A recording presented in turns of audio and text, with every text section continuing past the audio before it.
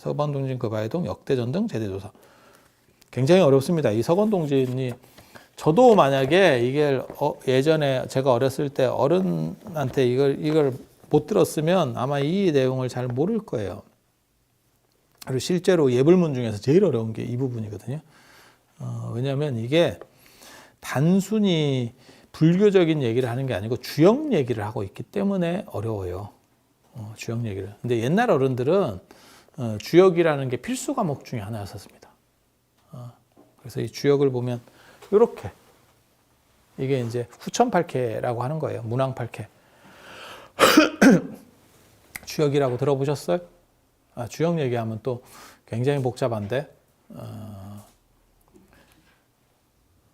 중국 사람들은 이게 한자가 미개 언어이기 때문에 나타나는 현상이에요. 뜻하는 걸 말로 다 할 수가 없어요. 말이나 글이 다 표현할 수가 없어.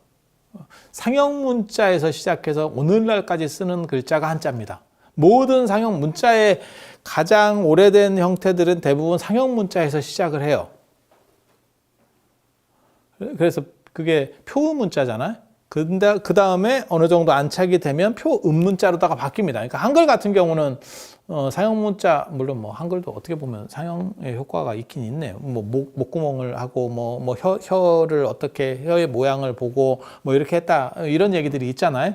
훈민정음 해례에 보면. 그래서 그럴 수는 있겠지만 이런 형태를 상형한 건 아니잖아요. 나무 하면 나무같이 이렇게 뭐 나무목 이래가지고 나무같이 하고 뭐 이런 건 아니잖아요. 눈목 하면 이렇게 해갖고 눈깔 이렇게 하고 이런 거는 아니잖아요.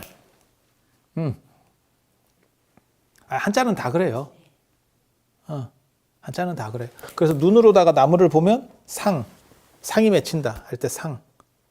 그리고 그거를 마음속으로 생각하면 생각 이렇게 되는 거예요. 한자라는 게 다 그렇게 만들어지거든요. 마음 심자는 이게 심장 보고 만든 글자예요. 심장이 저렇게 생겼다는 거예요. 마음 심장이 생겼다는 거예요.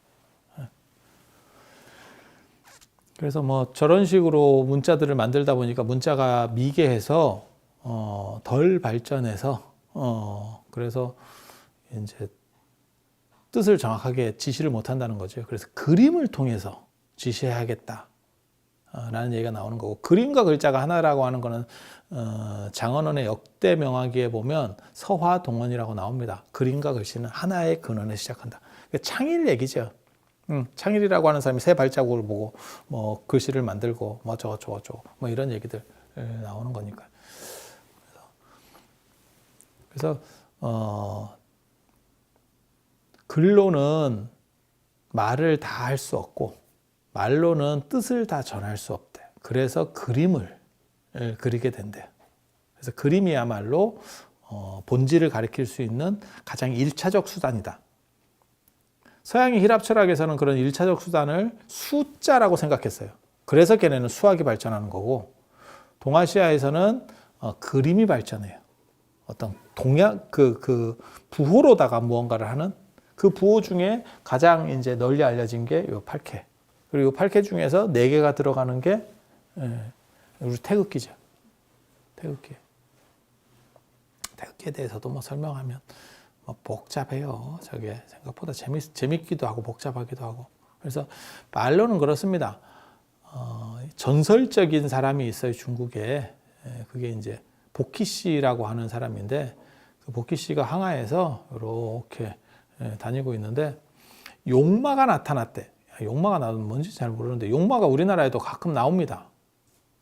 말은 말인데 용처럼 생긴 말, 용처럼 생긴 건 아니고 말하고 사슴하고, 그러니까 용머리에 말이라고 생각하시면 될 거예요. 그 비슷한 약간 유니콘 비슷하기도 하고 뭐 이런 것 같아요. 기린 뭐 이런 것도 그런 거거든요. 그런 비슷한 계열이거든요. 못 긴 기린 말고 진짜 기린이 있어요. 그 용마 전설이 우리나라에도 있죠. 가장 대표적인 게 뭐가 있을까? 백마강? 백마강 전설 몰라요? 얼굴 표정이 진짜 모르는 표정이네. 소정방이 백제를 정복하러 갔더니 그 백마강을 건널 수가 없잖아요. 그 용이 살아가지고. 그래서 거기서 이렇게 낚시로다가 해서 그 백마를 잡았다 하는 거잖아요. 그렇게 해서 백제를 무너뜨렸다. 아, 그 얘기를 처음 듣나요? 그 우리 어렸을 때부터 많이 듣던 건데. 그리고 또 용마이가 어디서 나오냐면 저기 여주 실륵사에 가면 여주 실륵사에 가면 그 용마이가 또 있죠. 그래서 용마가 뭘 얘기하는지를 잘 모르겠어. 근데 그냥 상황으로 봤을 때는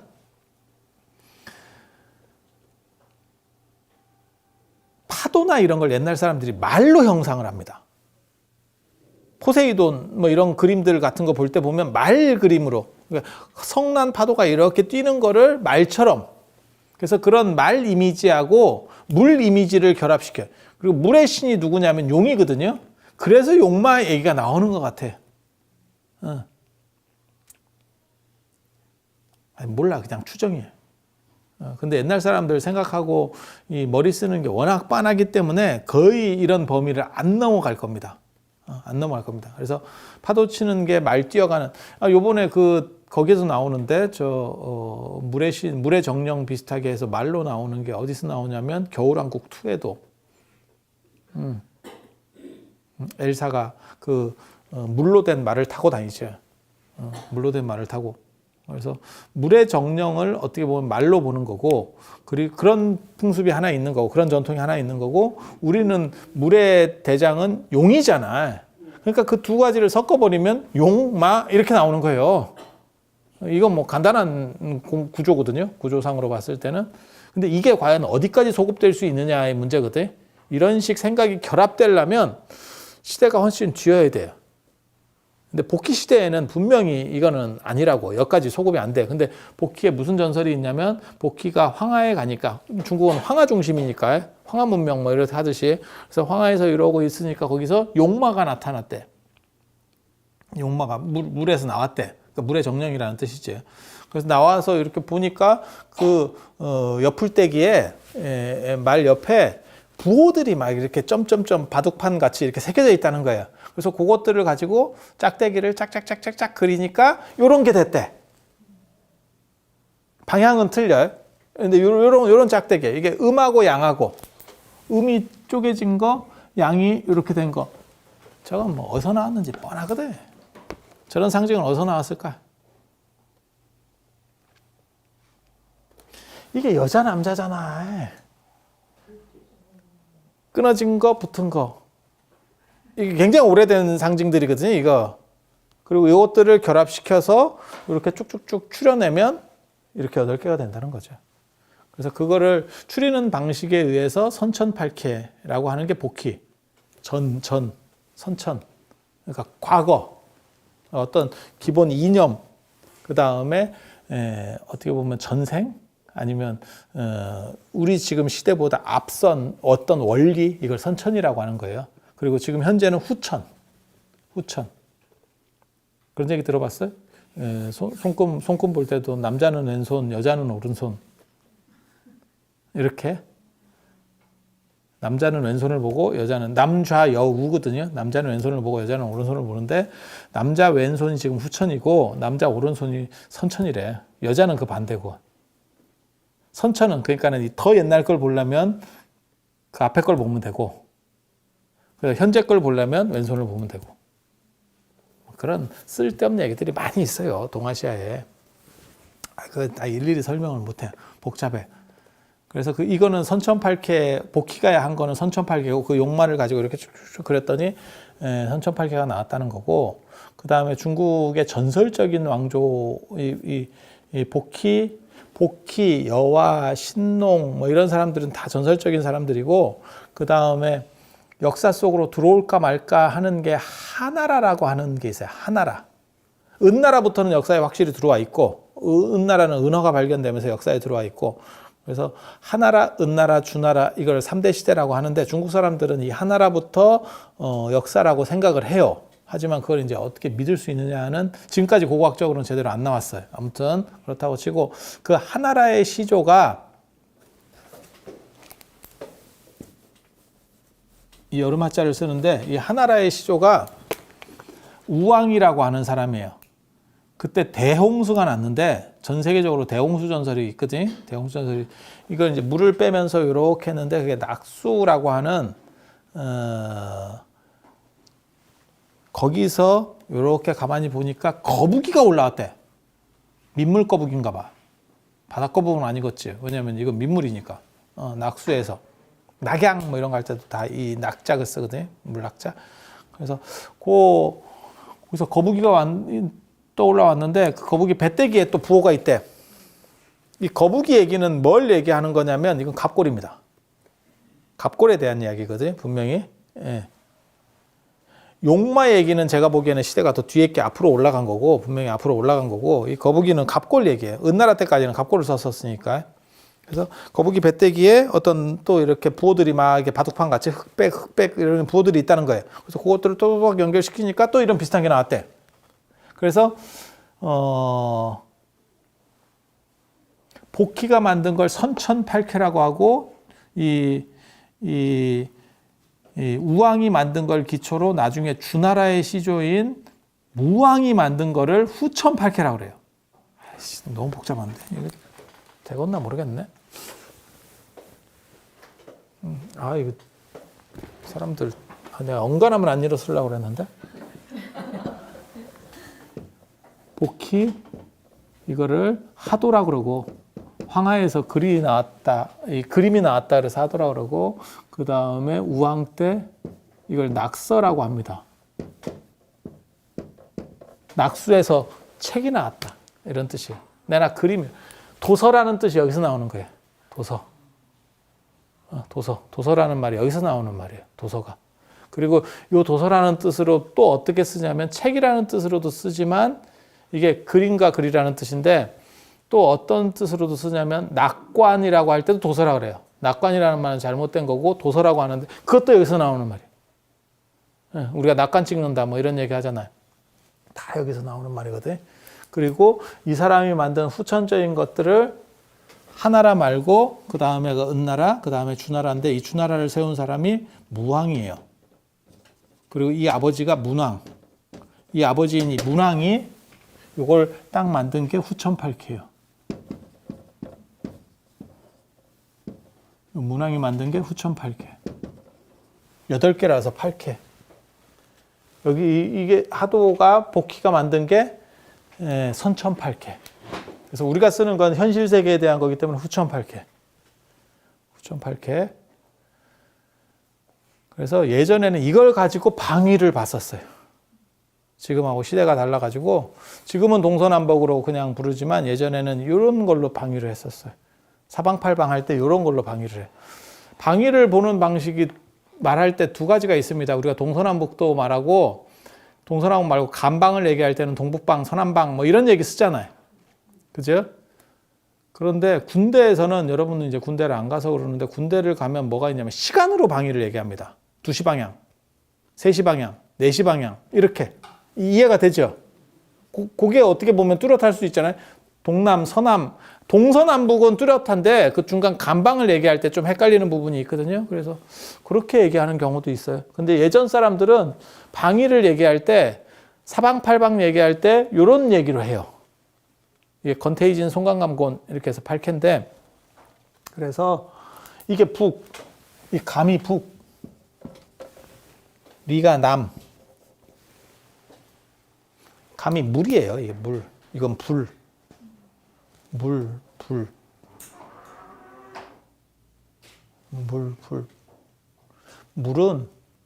물은 중앙은 실하고 양옆이 성글대. 겉으로 볼 때는 부드럽고 다 그런 것 같지만 한 칼이 있다는 거예요. 그게 물. 불은 밖은 실한 것 같은데 안에는 부실하대. 그래서 실제로 불 보면 밖이 뜨겁고 안이 덜 뜨겁습니다. 촛불 같은 경우도 우리 그러잖아요. 그 안에다가 뭐 향 같은 거 붙일 때 이렇게 불 안에다가 넣어서 이렇게 하는 사람이 있는데 그거보다 위에 올리는 게 더 잘 타죠. 그렇게. 그래서 이걸 리중허라 그래요. 리는 중간이 허하다, 중간이 끊겼다 이렇게. 그리고 이제 중요한 게 우리 8캐에서 요게 다 들어가 있죠 지금. 우리 태극기 보면. 그래서 우리가 3, 4, 5, 6이라고 하잖아. 태극기 볼 때. 3, 4, 5, 6. 이걸 건캐, 하늘, 이건 땅. 건곤, 그 다음에 감리, 건곤, 감리 이렇게. 이게 8개 중에 제일 중요한 개 4개만 딱 뽑은 거예요. 그래서 서건이라고 하는 건 서쪽 건방에서 동쪽의 진방으로 왔다 이런 의미거든요. 서건동진이 인도에서 중국으로 불교가 넘어오는 거예요. 근데 이게 이렇게 오는 거 아닙니까? 맞죠? 인도에서 중국으로 오면 이렇게 와야죠. 그러면 건 쪽이 아니고 건에서 진으로 오는 게 아니고 실제로는 곤에서 진으로 와야 되는 거 아닙니까? 하지만 이렇게 오는 게 아니고 실크로드를 타고 이렇게 돌아서 불교가 들어오죠. 그 당시에 이렇게 들어오는 게 아니고 이렇게 돌아서 오거든. 예, 저 하서회랑을 타고 뭐 도낭이라든지 뭐 주천, 무의, 장액 이런 하소사군, 그 다음에 선산북로, 선산남로 이런 서영남로 이런 데를 타고 이렇게 들어오거든. 그래서 이렇게 들어오니까 어떻게 되냐면 이렇게 들어오면 되게 되는 거예요. 그래서 서건동진, 서쪽 건방에서 동쪽 진방으로 불교가 들어왔다. 그게 서건동진의 뜻이에요. 여기는 중국입니다. 여기서 진이라고 하는 건 중국을 얘기하는 거예요. 잘 모르는 사람들이 이걸 뭐 진단 이렇게 하는데 그런 진이 아니고 여기서는 진방이라는 뜻이에요. 진방. 그리고 그바해동은 다시 거기에서 해동, 발해만의 동쪽이라는 뜻입니다. 해동은 발해, 그냥 바다동이 아니고 발해의 동쪽. 그러면 우리 한반도가 되는 거죠. 그렇게 넘어온 불교.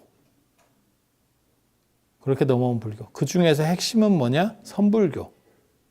그래서 이게 사실 맞는 말이기도 하고 다 틀린 말이기도 해요. 선불교는 이렇게 안 왔거든. 선불교는 어디서 왔냐면 배 타고 이렇게 왔다는 거거든. 광동으로. 아니 여기로 들어오는 게 아니고 일로 들어왔죠. 이 광동성 쪽으로 들어오거든. 그 달마대사가 양무제 때 배 타고 들어왔다. 이렇게 나오는 거거든. 그래서 선불교의 전례하고는 사실 안 맞아요. 이건 불교의 전례를 얘기해요. 불교의 전례를. 그래서 앞부분은 불교의 전례를 그냥 얘기했다라고 보면 되고, 불교가 어떻게 인도에서 중국으로 왔는지를 얘기하는, 그게 서건동진, 그바해동. 여기서 중국으로 넘어와서 다시 그바해동이 이 부분이에요. 우리나라까지. 서건동진, 그바해동.